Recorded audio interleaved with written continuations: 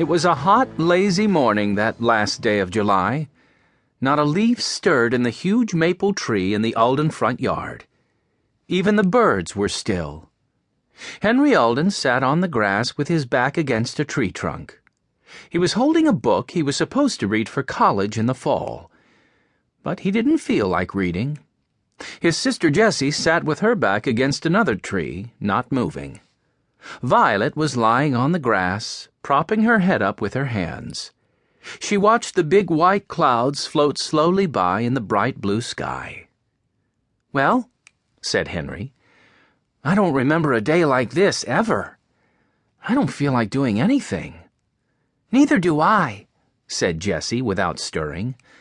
"I don't see how Benny can be playing ball." "I'll tell you why we feel this way," Violet said suddenly. "Usually, Grandfather plans a trip in the summer. We've been at the lighthouse, or on a houseboat, or riding in a caboose."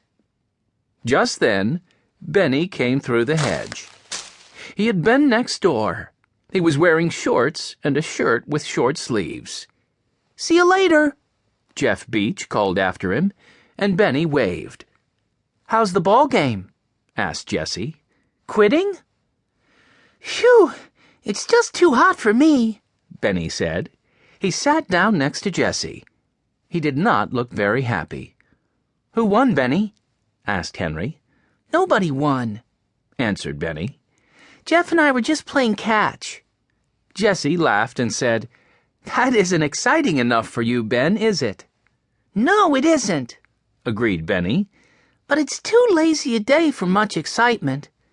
Then he added, "I have one piece of news. Sammy Beach has a job." "He has?" exclaimed Jessie. "Where?" "He's an errand boy at the hospital. He likes it, and he's earning money. It sounded good when Jeff told me about it. Sammy's so busy, he forgets about the heat." Just then the paper boy came into the driveway with the Greenfield paper. "Catch!" he called, as he tossed the paper into the circle where the Aldens sat. After the paper boy had gone on his way, Henry slowly unfolded the newspaper. He said, "I suppose somebody ought to take the paper into Grandfather. I'm too lazy to move." "I'll do it in a minute," said Violet. Benny looked at his brother and sisters. They were just sitting there, not talking, not moving. Aldens never acted this way. Benny had to do something. "You know what I think?" he asked. "I think we ought to go to work." "Work?" repeated Henry. "You mean get a summer job? Now?" "Yes, that's just what I mean," replied Benny. "If Sammy Beach is working, we can too. I want a real job, not just doing chores and mowing the lawn." He sat up straight. "I want to go to work in the morning and come home at 5. Jessie smiled at Benny. "Violet and I will be busy soon. We're going to work at the park. Violet is going to teach painting, and I'm going to be a lifeguard at the pool." "I forgot," Benny said. "That's good for you, but I want to do something now."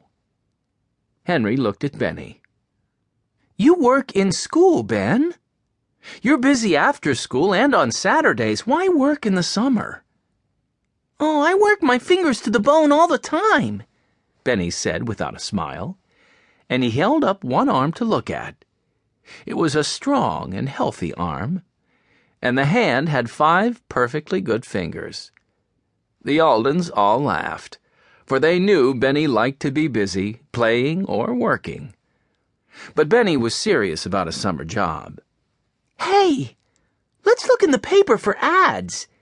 We can job hunt without making a move. How's that, Henry?" Benny opened the Greenfield paper and looked for the page which said, "Help Wanted." "Here we are," he said, folding back the paper. Then Benny laughed. "I wouldn't be very good for this one. Wanted, young person to sit 2 hours daily with invalid. I know I couldn't be quiet that long."